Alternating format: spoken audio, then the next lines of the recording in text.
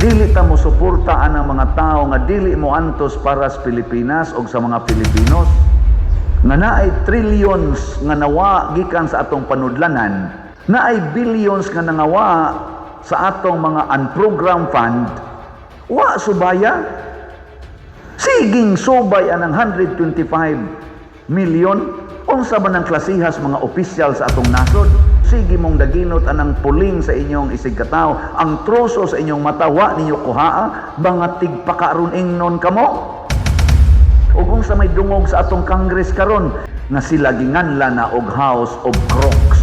Nya ni hinoy positive kaayog rating na mayagpag sa kataas og rating, mao hinoy i-impeach. Kano sa na sila mulihok kung para na silang kaugalingon. Kung para na silang kaugalingon, hala paningkamot di na hapit matog. Dadagan on The News Update. Ingnay mong tupad unsay rason nga sige mangyud kag simba. Pangutan ba na unsa may rason nga nagsige jud kag simba? Kanang rason nga magsige kag simba mao nay igpapatubo, mao nay nakapatubo nimo, mao nay nakapadasig nimo. Unsa man say rason nga nagsige man jud kag color anang imong buhok, sige man kag badlis anang imong kilay, ang rason ana mao nay nakapadasig nimo. Wa gud kag kapuya kada adlaw, sige jud kag ritoke anang imong naong kahasol ana.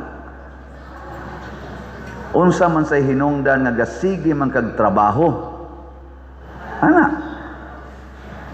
Nya mangutana sa ta, pader, unsa man say hinungdan sige man jud kag misa? Unsa may nakapatubo nimo, nakapadasig nimo ana? Ingon pare, kolekta. Unsa man say hinungdan nga ato mga politicians bisag tiguang nakaayob, kapila na diha, naggungis lang diha sa ilang pagsigig balik-balik anang paglingkod sa atong gobyerno, wa man gyud puli, makig-away pa man, makigkamatay pa man, unsa may nakapadasig nila? Ambot lang.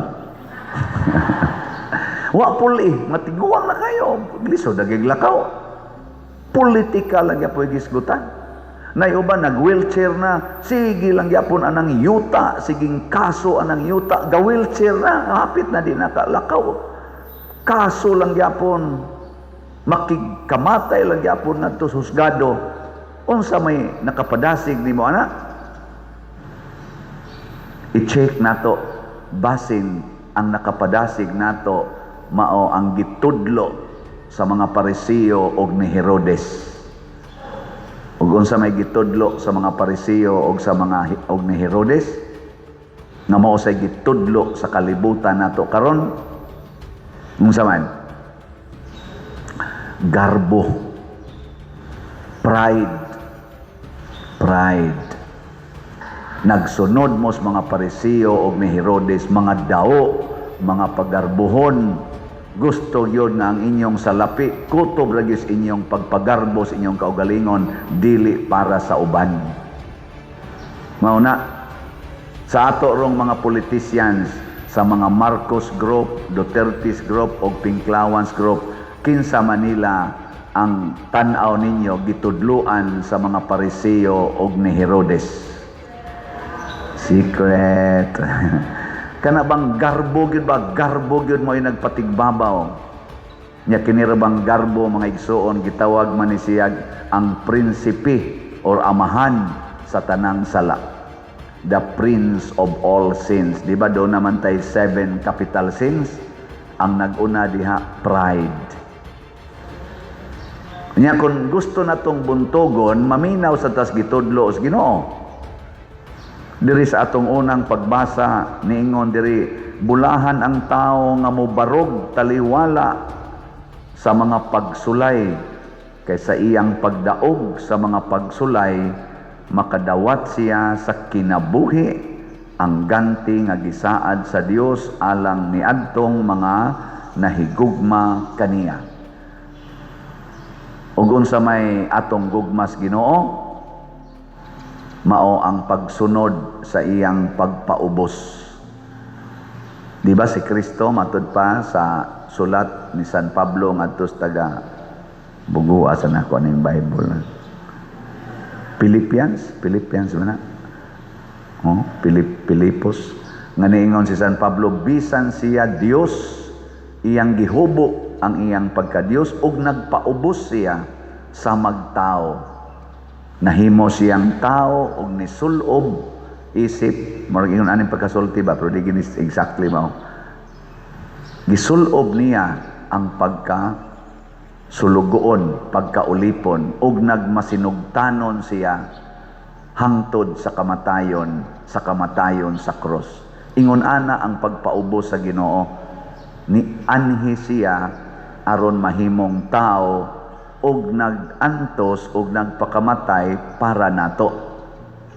Pasabot ang gitudlo dahil ni Kristo nato mga igsuon, mao ang pagpaubos. Nya ang pagpaubos kanang humility, gitawag sa na siya the queen of all virtues. Ang inahan sa tanang mga maayong hiyas. Sa mga grupo ron, sa mga politicians, Marcos Group, Duterte's Group, o Pinklawans Group, kinsa Manila ang nagpakita nga anda mo antos para sa Pilipinas. Secret. Kana mo'y atong pamalandungon. Dili ta mo suportaan ang mga tao nga dili mo antos para sa Pilipinas o sa mga Pilipinos. O kung sa may mga timailhan, sa mga taong anda mo antos para sa Pilipinas, naa sila'y transparency and accountability. Di sila mahadlok nga susihon ang ilang kinabuhi. Di sad sila mo mahadlok nga mo pakita sa kamatuoran. Pero kanang mga bakakon kaayo, siging tabon-tabon sa ilang mga bati nga binuhatan, di na nato suportahan. Karon lang kaning gibuhat ron sa atong present nga mga officials gobyerno, elected o appointed. Makaingon tao nga, mura magwa na transparency o accountability, maubita itong daghan kay mga rallies nga nahitabo para man tos accountability o transparency unta sa atong gobyerno, pero wa gyud. Tanawa karon, maghimo na sad silang impeachment. Unsa may ilang gisigihag focus aning impeachment nila para sa Vice President. Ang 125 million nga confidential fund. 125 million. Pero naay giprobe na gikomentaryuhan, gi-express, gisulti sa mga daghan kayong mga reliable sources nga naay trillions nga nawa gikan sa atong panudlanan. Wa gyud subaya labi na gid ng confidential fund. Trillion na. Naay billions nga nangawa sa atong mga unprogrammed fund. Wa subaya. Siging subay anang 125 million. Unsa ba ng klasihas mga opisyal sa atong nasod? Gusto sila nga ang kanarag yung puling, ang puling maorag ilang pangitaon, ang troso dili nila kuhaon. Matud pa ni Kristo, sige mong daginot anang puling sa inyong isig katao, ang troso sa inyong mata wa ninyo kuhaa, bangatig pakaron ingnon kamo. Nga nganong ang confidential fund raman sa Vice Presidente, mao'y sigihag doki-doki. Kadaghang na ay confidential fund, sobra 500 offices, labi na gyud ang Office of the President. Wa man sad nila susiha kung unsa say nahitabo sa ilang confidential fund, maayo bang pagkagamit.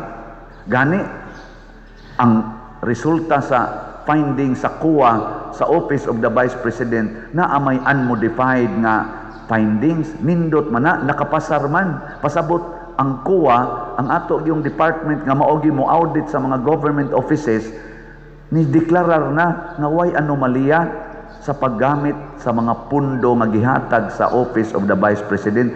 Pero ang atong Congress magsigig yung paningkamot nga ibalik yun ang impeachment. O kung sa may dungog sa atong Congress karon, gitawag og House of dili na House of Representatives, giangkon sa pipila ka mga congressmen na sila ginganla na og House of Crooks. house of crocodiles. Daghan kayong naikaso nila sa corruption, graft and corruption. Sila mao'y bantugan nga naghimo aning graft and corruption, pero sila sad maokunuhay in charge nga tigbantay sa atong pundo, sa atong nasod. Pero sila sad ang gi-accuse nga very corrupt. Dihas inyong balay, kinsay inyong piyalan sa kwarta para sa inyong pamilya, o dihas kompanya, kinsay inyong piyalan og kwarta, kanang kawatan o kanang kasaligan? Ang kasaligan. Pero karon ang naas atong tigbantay sa kwarta nga mao ang House of Representatives, gitawag nag House of Crooks. Naa na sa social media ang mga pipila ka mga congressman nagsulti ana, gipang suspenso na gani ang nagsulti ana, gipang kiha na gani ang gisulti ana, pero wa lang gyapon sila'y pagpakabana, nagpakabungol, nagpakabuta, nga matod pa ni Hesus, naa man ta mo'y mata, di mo kakita, naa man ta mo'y dunggan, di mo kadungog. Sige gana islang tanaw ana mga rating ana mga unsay tawag ana, trust rating sa pananguban, approval rating, nangabagsak naman sila sa rating, negative na ganing uban, wa gyud susiha nya ni hinoy positive kaayog rating, na mayagpag sa kataas og rating, mao hinoy i-impeach. Unsa maning klasiha sa mga tao? Tinudluan sa igpapatubog pan sa mga Pariseo og ni Herodes. Garbo. Ang garbo, mga igsoon, makapabuta na nato, makapabungol na nato, makapaamang na nato, makapakrippled, makapapungkol pagay na nato. O tanawan ng taong garbuhon, mukuot bago nas pitaka para muhog kolekta. Oy, gabagtok lang naong na. Mana ang mga naong na. Oh, makadungog ba nag-imong ingnon nga naatay slot ha, palitan ni ninyo? Oh, nalang na. Mana bitaw na sila.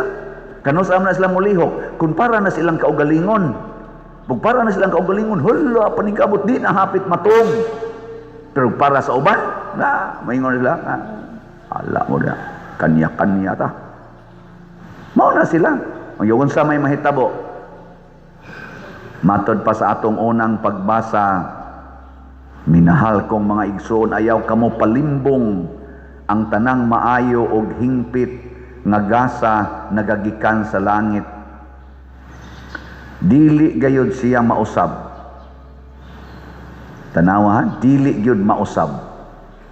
Pasabot, ang mga taong gitudluan sa Ginoo dili mag-usab-usab sa ilang desisyon. Karon sa atong mga politician, sa mga Marcos, sa Duterte o sa Pinklawan, kinsa nila ang dunag yo'y baruganan. Kanang dili mag-usab-usab, dili balimbing, dili magpaling-paling. Nakaniadto imong ginganlag kawatan, karon di nakakahinga niyag kawatan. Kaniadto imong ginganlan og never again, nya karon gasige na mong kuyog-kuyog. Mao na sila mga tao nga mga crocodile. Ato na nang isalikway. Kanang mga tao nga bisan paglutuson, bisan pag daog-daogon, pero nagpabiling, nagbarog sa ilang gibarugan nga baruganan, maunay tinudluan sa Ginoo, dili mag-usab-usab. Si Santiago Apostol, ang mga apostoles, si San Pedro Calungsod, San Lorenzo Ruiz ug uban pang mga santos, wa mausab bisan paggipatay, pinaagig martyrdom. Sige, last na lang lingi sa imong tupad. Tingna, wa ka magsigig usab sa imong naong. Tingna ba? Nawa ka magsigig usaban ng imong naong. Kay magsigig kag usab-usaban ng imong naong, hastang imong baruganan ga usab-usab sad. Kay dili na tinuod ang imong gibarugan.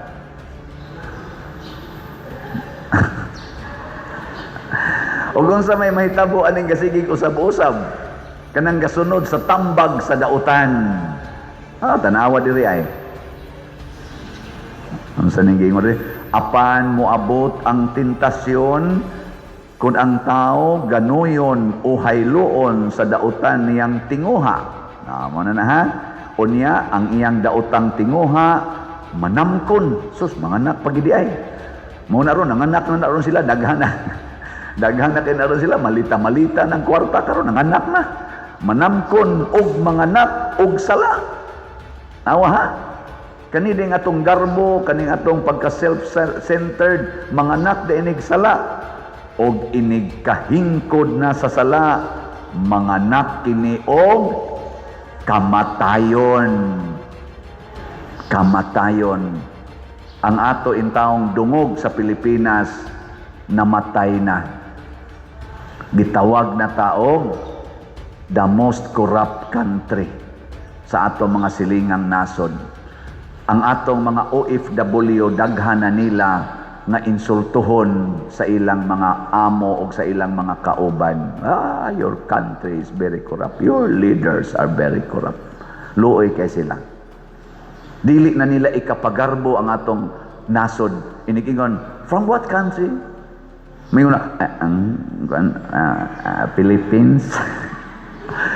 Di na kaingon ba? From Philippines, the pearl of the Orient. Wow, your country is very nice. I really wish to be in your country. Kanindot unta ana, pero karon hadlok na mga turista. We lose mga 2 million kuno nga mga tourist for this year. Nga kaniadto mag-anhian. Nga naman, hadlok na sila sa atong country. Kaluoy. Namatay na. Tungod ni sa sala, corruption. Unsa pa, drug addiction. Unsa pa, kaning political conflicts. Why kalinaw, kagubot ra mo na magbantay ta sa igpapatubo og pan ni Herodes. Unsao man nato pagbuntog, palit ra gyud slat. Sige ra gyud palit og slat. Ayaw kawili ana imong kwarta, palit gyud slat. Ana, tanawa, di ba mag-anam gyud kalipay imong kinabuhi, kana bitaw magsigpangayo na kog kwarta, moingon ra gyud ko pagkabugo gyud ninyo. Kapila na gyud ko gasigig sulti. Kung gusto mong mudaghan inyong kwarta, panghatag og kwarta, ayaw pagsigpangayo. Panghatag. I-share ang imong mga tulokatis. Unsa na? Time, talent, treasure. Kay wa pagyud ko'y nailhan nga mga tao nga kusog kay manghatag nga nagkalisod sa ilang kinabuhi. Nag-adam gid hinuog ka asinso. Pangita mong taong kusog kay manghatag nga nagkalisod sa kinabuhi. Hige. Na?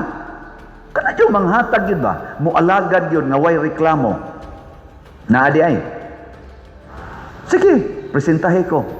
In kasi San Roque de Fadel, nagkalisod ito, nahimo maging santos. Si St. Francis of Assisi de, nagkalisod ito, porteng ito panghatag, nahimo maganing santos, wa ito magkalisod.